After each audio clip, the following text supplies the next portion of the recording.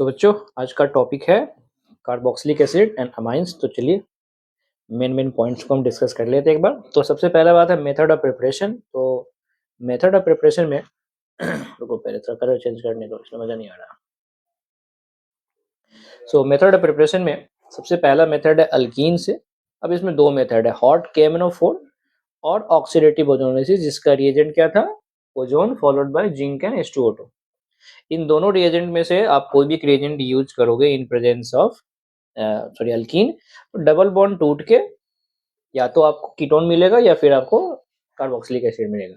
अगर किसी भी कार्बन पे, डबल बॉन्डेड कार्बन पे अगर दो R ग्रुप है तो आपको कीटोन ही मिलेगा। बट अगर आपके डबल बॉन्डेड कार्बन पे दो ग्रुप में से एक भी हाइड्रोजन है तो आपको क्या मिलेगा, कार्बोक्सिलिक एसिड मिलेगा। ऊपर से फर्क ये होता है कि हॉट KMnO4 में हमें फॉर्मिक एसिड की जगह पे CO2 गैस मिलता है, जबकि ऑक्सीडेटिव ओजोलिसिस में फॉर्मिक एसिड बन जाता है। उसके बाद साइनाइड। साइनाइड में अगर कोई कंप्लीट हाइड्रोलिसिस करेगा, H3O+ का मतलब है कंप्लीट हाइड्रोलिसिस, पानी डालने से नहीं होगा। पानी डालोगे तो फिर तो आपको एमाइड मिलेगा। बाकी 1 डिग्री अल्कोहल और एल्डिहाइड का एक ही है, स्ट्रॉन्ग ऑक्सीडाइजिंग एजेंट डालिए। Strong oxidizing agent like KMnO4 और K2Cr2 आपको कार्बोक्सिलिक एसिड मिलेगा। बात करते हैं ग्रिग्नार्ड रिएजेंट का। तो ग्रिग्नार्ड रिएजेंट को CO2 के साथ रिएक्शन कराना, तो ये सारे मेथड हम ऑलरेडी कहीं ना कहीं कवर पहले कर चुके हैं। उसके बाद है एसिड डेरिवेटिव में ester, acid halide, anhydride, amide, इन सबको आप हाइड्रोलाइज करो। सबका एक ही रिएजेंट है, H+ वाटर। आपको कार्बोक्सिलिक एसिड और साथ में उसका जो भी एक लिविंग ग्रुप वाले से आपको एक प्रोडक्ट मिल जाएगा। यहाँ से अल्कोहल मिलेगा, यहाँ से H6 मिल सकता है, यहाँ से कार्बोक्सिलिक एसिड ही मिलेगा और यहाँ से कुछ उसी का बेसिक ग्रुप टाइप कुछ मिल जाएगा। नेक्स्ट जो नया मेथड इस चैप्टर में आता है वो है अल्काइल बेंजीन। कि अल्काइल बेंजीन को KMnO4 और K2Cr2 के साथ एसिडिक मीडियम में रिएक्ट कराने से हमें कार्बोक्सिलिक एसिड मिलता है, मतलब एरोमेटिक मिलता है। ये मेथड केवल आपके पास एरोमेटिक कार्बोक्सिलिक एसिड बनाने का है, और इसमें एक ही कंडीशन है कि जो भी कार्बन अटैच्ड है बेंजीन रिंग के साथ उसके पास हाइड्रोजन मिलना पड़ेगा। उसके पास हाइड्रोजन मिलना पड़ेगा, जिसके पास हाइड्रोजन नहीं है तो नहीं हो पाएगा, चाहे कितना बड़ा भी R ग्रुप हो, आपका R ग्रुप CO2H में ही कन्वर्ट होता है। जैसे यहाँ CH3 है, CH3 C2H5 दोनों ही कन्वर्ट हो गए। बेंजीन में यहाँ पे भी हाइड्रोजन है, यहाँ भी हाइड्रोजन, तो दोनों ही कार्बोक्सिलिक एसिड में चला गया। नेक्स्ट है reaction of carboxylic acid. Carboxylic acid acid का काम करता है, ठीक है, रिएक्शन एज एन एसिड, ठीक है। तो कार्बोक्सिलिक एसिड को एक मेटल के साथ रिएक्ट किया तो सॉल्ट बना और हाइड्रोजन गैस बना। कार्बोक्सिलिक एसिड को NaNH2 के साथ रिएक्शन किया तो फिर से सॉल्ट बना और क्या बना, अमोनिया गैस बना। तो अमोनिया गैस के हेल्प से हम बेसिकली डिटेक्ट भी कर सकते हैं। नेक्स्ट जो सबसे इंपॉर्टेंट है वो है बाइकार्बोनेट टेस्ट। इस टेस्ट से हम अल्कोहल और कार्बोक्सिलिक एसिड को डिफरेंशिएट करते हैं, बिकॉज ये टेस्ट केवल कार्बोक्सिलिक एसिड देता है, अल्कोहल या फिनॉल नहीं देता है। तो टेस्ट में क्या होता है कि अगर आपने कोई भी एसिड जो कार्बोक्सिलिक एसिड से ज्यादा या उसके कंपेरेबल एसिडिक है, अगर आप सोडियम बाइकार्बोनेट डालोगे तो आपको CO2 गैस मिलेगा, ठीक है। CO2 गैस मिलेगा और उस CO2 गैस जो होता है बबल्स के फॉर्म में बनता है। तो जब हम बाइकार्बोनेट टेस्ट करते हैं, कभी भी किसी सॉल्यूशन में हमने सोडियम बाइकार्बोनेट डाला और वहां पे इफरेसेंस मींस बबल्स का फॉर्मेशन हो, तो ये कंफर्म करता है कि वहां पे कार्बोक्सिलिक एसिड होगा अगर ऑर्गेनिक है तो, नहीं तो फिर कोई उससे ज्यादा स्ट्रॉन्ग या उसके कंपेरेबल एसिड होना पड़ेगा। देखो यहाँ पे लॉजिक ये है, कंजुगेट एसिड बेस का रिएक्शन है, HCO3- और H+ लेके क्या बन गया, H2CO3, जो कि CO2 गैस बबल प्रोड्यूस करता है। इसमें याद रखने वाला बात यह है कि ये पिक्रिक एसिड टेस्ट देता है, ठीक है, या 2NO2 वाला भी ये टेस्ट देता है। नेक्स्ट है एनहाइड्राइड की कार्बोक्सिलिक एसिड। दो कार्बोक्सिलिक एसिड के बीच से अगर मैं वाटर रिमूव कर दूं, लॉस ऑफ क्या करा दूं, मैं वाटर कर दूं, तो मुझे एनहाइड्राइड मिल जाता है। जैसे यहाँ पे एसिटिक एसिड है, P2O5 के प्रेजेंस में हीट किया तो हमें क्या मिल गया, एनहाइड्राइड मिल गया।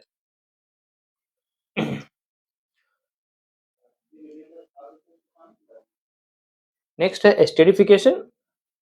कार्बोक्सिलिक एसिड और अल्कोहल एस्टर देता है, कार्बोक्सिलिक एसिड और PCl5 आपको एसिड क्लोराइड देता है। बेसिकली इन सब रिएक्शंस में ये OH टाइप का रिएक्शन है, ठीक है। नेक्स्ट रिएक्शन विद NH3 कि जब कार्बोक्सिलिक एसिड को अमोनिया के साथ रिएक्ट करते हैं सॉल्ट बनता है, बिकॉज ये बेस है और ये एसिड है। एसिड बेस में सॉल्ट बना, सॉल्ट को हीट करते हैं तो लॉस ऑफ वाटर होता है और हमें एमाइड मिलता है। नेक्स्ट डिकार्बोक्सिलेशन, ये हमने हाइड्रोकार्बन चैप्टर में पढ़ा था। सोडा लाइम यूज करते हैं कार्बोक्सिलिक एसिड, तो RH बनता है।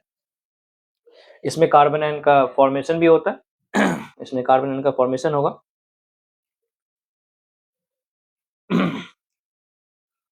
नेक्स्ट है HBG, जिसको हेल बुलार्ड जेलेंस्की रिएक्शन बोलते हैं, कि जब कार्बोक्सिलिक एसिड रिएक्ट करता है, जब कार्बोक्सिलिक एसिड रिएक्ट करता है हैलोजन के साथ in presence of red phosphorus, तो अल्फा हैलोजनेशन होता है। ठीक है, क्या होता है? अल्फा हैलोजनेशन होता है। जैसे यहाँ पे heating of beta keto acid, इसमें क्या आता है कि कार्बोक्सिलिक एसिड का बीटा पोजीशन पे अगर कीटोन ग्रुप है और आप हिट करते हो तो ये गायब हो जाता है CO2 के फॉर्म में और कीटोन का फॉर्मेशन होता है। रिएक्शन में मैकेनिज्म है, लेकिन आपको मैकेनिज्म काम करनी है, बस ध्यान रखना कि जहां भी बीटा कीटो एसिड देखे, हिट करने से आपका काम हो जाएगा। ठीक है, हिट करने से आपको क्या मिल जाएगा? आपको कीटोन मिल जाएगा आपको।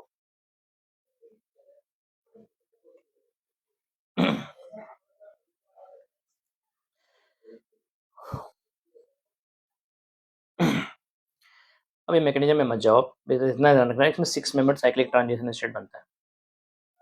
नेक्स्ट है heating of gem di carboxyl, ये मैंने आप लोगों को नहीं पढ़ाया है, अब आगे सामने तो मैं बोल देता हूँ, अभी आप लोगों को नहीं है कि अगर एक ही कार्बन पे 2 कार्बोक्सिलिक एसिड है, उसको आप हिट कर दो तो आपको एक CO2 बन के बाहर चला जाएगा।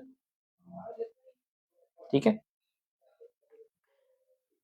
रिडक्शन ऑफ कार्बोक्सिलिक एसिड, अब इसमें LiLH4 आता है और B2S6 आता है, ये बेस्ट रिएजेंट है उसको अल्कोहल में कन्वर्ट करने के लिए, ये NCERT में लिखा हुआ है, तो ये पॉइंट याद रखना कि कार्बोक्सिलिक एसिड से अगर आपको अल्कोहल बनाना है, जो सबसे बेस्ट रिएजेंट है वो आपका है B2S6।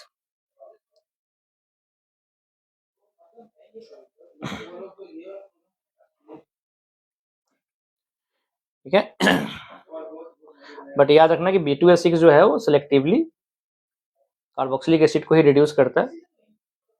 ठीक है, वो एस्टर साइनाइड और एसिड क्लोराइड और एनहाइड्राइड को रिड्यूस नहीं करता है।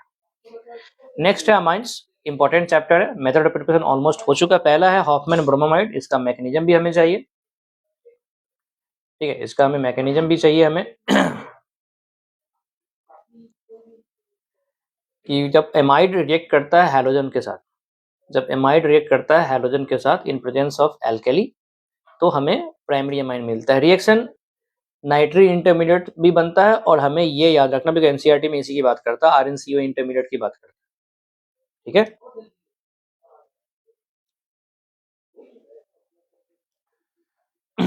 अब इसमें क्या होता है? इंट्रामोलिकुलर रीअरेंजमेंट होता है। ठीक है, तो इसमें क्या होता है कि एमाइड था, एमाइड ने H बेस ने H+ ले गया, कंजुगेट बेस बना, हैलोजन के साथ रिएक्शन करके वहां पे हमें क्या मिलता है? एक एसिडिक हाइड्रोजन मिलता है और बाद में हाइड्रोलिसिस करके RnCO बनता है। इस मेथड में इंपॉर्टेंट पॉइंट यह है कि जो एमाइड का CO ग्रुप है वो कार्बोनेट आयन बनाता है, वो CO3 2- बनाता है, और जो आपका R ग्रुप है और NH2 ग्रुप है, ये दोनों मिलके हमें क्या देता है? हमें RnH2 देता है। जैसे यहाँ पे, और जो भी रीअरेंजमेंट है वो विद इन द मॉलिक्यूल होता है। ठीक है, वो विद इन द मॉलिक्यूल होता है, तो इसमें बाहर से कुछ नहीं आएगा। जैसे यहाँ से ये पीएच आएगा और ये NH2 आएगा, तो पीएच NH2 आएगा। अब जैसे मैंने क्वेश्चन कराया था कि इसमें ये R ग्रुप है और ये NH2 है, अब इस R ग्रुप में D नहीं है बट इसमें N15 है, तो ये दोनों ही कनेक्ट होगा। इसको, इस वाले ग्रुप को और इस वाले ग्रुप को मैं कनेक्ट नहीं कर सकता हूँ। ठीक है, अब जैसे यहाँ पे है पीएच NH2 और यहाँ पे है, तो इस वाले में क्या होगा? ये NH2 गया, तो यहाँ जाएगा ऑप्शन ही तो। ठीक है, ऑप्शन ही तो। उसके बाद है साइनाइड, से साइनाइड को आप हाइड्रोजनेट करो इन प्रेजेंस ऑफ कैटलिस्ट, तो प्राइमरी अमाइन बनता है, और आइसोसाइनाइड को करोगे तो क्या बनेगा? 2 डिग्री अमाइड।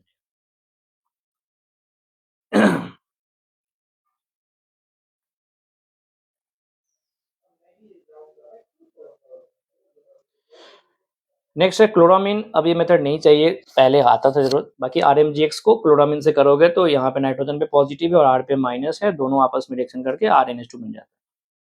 इंपॉर्टेंट मेथड में आता है गैब्रियल थैलेमाइड, कि जब थैलेमाइड को किसी बेस के साथ रिएक्शन करने के बाद आप RX के साथ रिएक्शन कराओगे तो आपको 1 डिग्री या 2 डिग्री अल्काइल हेड रिएक्शन कराओ तो बन जाता है। उसमें क्या होता है कि ये बेस, ये हाइड्रोजन जो है थैलेमाइड का वो एसिडिक है, तो उसको ले जाएगा तो क्या बनेगा यहाँ पे N- बनेगा। ये रहा N- बना।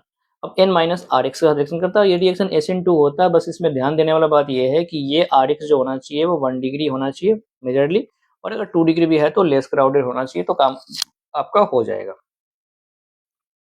ठीक है, जैसे यहाँ पे है, और बाद में यहाँ पे जो RX अटैक करता है तो NR बनता है और हाइड्रोलिसिस करोगे। अब एसिडिक भी हो सकता है, अल्कलाइन भी हो सकता है, दोनों में ही आपको मिलेगा। बस अगर एसिडिक होगा तो अमाइंस आपको सॉल्ट के फॉर्म में मिलेगा, और बेसिक होगा तो डायरेक्टली आपको क्या मिलेगा, आपको अमाइंस ही मिल जाएगा आपको। अब जैसे यहाँ पे है, एक क्वेश्चन है कि carboxylic acid rest formula Cl2, तो अल्फा हेलोजनेशन होगा, तो एक बार आप सोल्यूशन देख लो यहाँ। अब रिएक्शंस ऑफ अमाइंस की बात करें तो ये बेसिक होता है। अब उसमें एक पॉइंट मैंने पहले भी आपको बताया बेसिक में, कि एरोमेटिक अमाइंस जो होते हैं वो एलिफेटिक अमाइंस से लेस बेसिक होते हैं, बिकॉज एरोमेटिक अमाइंस में क्या होता है, डीलोकलाइजेशन होता है, और एलिफेटिक वाले में डीलोकलाइजेशन नहीं होता है। बाकी ये दो इंपॉर्टेंट ऑर्डर है, या तो आपको याद ही रहना चाहिए कि गैसियस फेज में 3 डिग्री 2 डिग्री 1 डिग्री होता है, और एक्वस फेज में 2 डिग्री 1 डिग्री 3 डिग्री होता है, अगर आर मेरा मिथाइल है, और अगर इथाइल है तो फिर 2 डिग्री 3 डिग्री और 1 डिग्री होता है।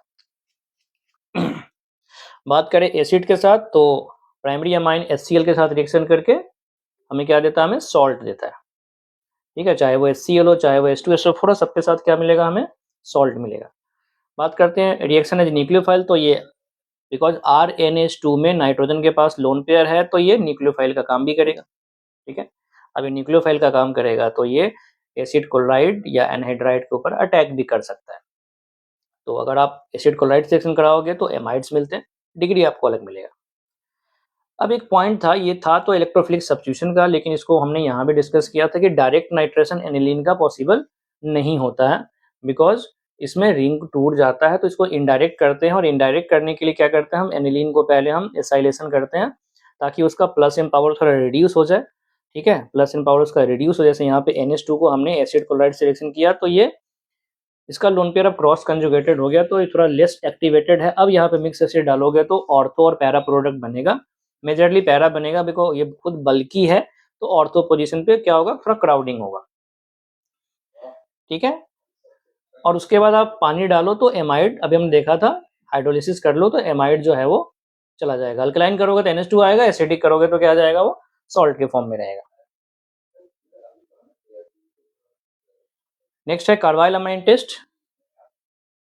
ये एक 1 डिग्री अमाइन का टेस्ट है। ठीक है, कि जब 1 डिग्री अमाइन जो होता है वो रिएक्ट करता है किसके साथ, क्लोरोफॉर्म के साथ, इन प्रेजेंस ऑफ बेस, ये फॉल स्मेलिंग कंपाउंड सिंथेसाइज, जिसको आइसोसाइनाइड बोलते हैं। ठीक है, RNH2 CaCl3 plus KOH RNC, ऐसा कुछ बना। और this reaction is used for conversion of 1 degree amide to 2 degree amide. अच्छा, इसमें क्या होता है, देखो मेरे पास प्राइमरी अमीन है। ठीक है, प्राइमरी अमीन को क्लोरोफॉर्म और KOH के साथ रिएक्शन किएंगे तो हमें क्या मिलता है, आइसोसाइनाइड मिलता है, और उसको रिड्यूस करोगे तो ये 2 डिग्री में चला जाता है। इस रिएक्शन में इंपॉर्टेंट ये है कि इंटरमीडिएट कौन है, डाइक्लोरोकार्बिन बनता है। सेम आपका राइमर-टाइमर रिएक्शन में भी आया था ये। ठीक है, और उस वाले प्रोसेस में क्या होगा, यहाँ पे राइमर-टाइमर रिएक्शन में जब आया तो डाइक्लोरोकार्बिन बना, और डाइक्लोरोकार्बिन के साथ रिएक्शन करके स्टेप बाय स्टेप, तो अगर आपको मैकेनिज्म करना है तो कर लो, नहीं भी करोगे तो चलेगा, लेकिन इसमें बस ये ध्यान रखना कि कितने KCl बनते हैं, ये मैंने आप लोगों को क्लास में भी बताया था। बाकी ये मेथड किसका है, तो ये प्राइमरी अमाइन का है। प्राइमरी अमाइन जब रिएक्शन करता है क्लोरोफॉर्म और बेस के साथ, तो ये यहाँ पे प्रोसेस में आइसोसाइनाइड बनता है, फॉल स्मेलिंग है, बैड स्मेलिंग कंपाउंड बनता है। यहाँ पे कुछ कन्वर्जन्स है। नेक्स्ट आता है हिंसबर्ग टेस्ट, ये भी एक इम्पॉर्टेंट है। ठीक है, हिंसबर्ग टेस्ट में क्या होता है कि इसमें बेंजीन सल्फोनाइल क्लोराइड आके रिएक्शन करता है, किसके साथ, बेंजीन सल्फोनाइल क्लोराइड आके रिएक्शन करता है अमाइंस के साथ। उसके बाद हम NaOH डालते हैं। तो लॉजिक ये है कि प्राइमरी और secondary amine benzene sulfonyl chloride के साथ रिएक्शन कर लेता है, लेकिन जो टर्शियरी वाला है वो रिएक्शन नहीं कर पाता है। ठीक है, जो टर्शियरी वाला है वो रिएक्शन नहीं कर पाता है, तो क्वेश्चन कभी-कभी आता भी है कि कौन सा इसमें सेकेंडरी अमाइन के साथ रिएक्शन नहीं करेगा। तो याद रखिएगा, जो टर्शियरी अमाइन है वो नहीं करेगा, बिकॉज़ उसके पास हाइड्रोजन नहीं होता है, यहाँ पे कोई हाइड्रोजन नहीं, बट इन सब के पास हाइड्रोजन है जो कि लॉस करने के लिए चाहिए होता है। बाकी इसमें ये पॉइंट है कि प्राइमरी जो रिएक्शन करता है वो NaOH अलग सेकंड रिएजेंट है, उसमें डालने पे वो सॉल्युबल हो जाता है, ठीक है। और जो सेकेंडरी है वो बेंजीन सल्फोनाइल क्लोराइड के साथ रिएक्शन करने के बाद जो भी प्रोडक्ट बनता है वो NaOH में इनसॉल्युबल रहता है, बिकॉज इसके पास अब कोई एसिडिक हाइड्रोजन नहीं बचा है। नेक्स्ट है कपलिंग रिएक्शन। ये रिएक्शन जो होता है वो डाइजोनियम का रिएक्शन है, और ये reaction activated rings like phenol और एनिलीन ही देता है। एक्टिवेटेड बोला है तो कुछ और भी ग्रुप लगा सकते हो जो एक्टिवेट करता हो, लेकिन ये कभी भी आपको डीएक्टिवेटेड रिंग्स वाले नहीं देंगे। NO2 लगा के ये रिएक्शन नहीं होगा। तो जब भी फिनॉल या एनिलीन टाइप जो कि एक्टिवेटेड रिंग है, अगर वो डाइजोनियम सॉल्ट के साथ रिएक्शन करते हैं तो कपलिंग प्रोडक्ट बनता है, जो कि डाई का काम करते हैं, एजो कंपाउंड्स का काम करते हैं, ठीक है। एजो कंपाउंड्स का काम करते हैं, और इसमें ये जो एजो ग्रुप है वो कलर प्रोड्यूस करता है। तो इन प्रोसेस का, इन मेथड्स का यूज ये है कि इसके थ्रू आप डाई का सिंथेसिस कर सकते हो। डाई का मतलब कलर, तो बिकॉज ये ग्रुप का अपना एक कलर होता है, तो इसके थ्रू आप कलर प्रोड्यूस करा सकते हो। तो ये था जो इम्पोर्टेंट पॉइंट्स थे इस टॉपिक के। बाकी मिलते हैं अगले क्वेश्चंस के साथ। Okay, thank you.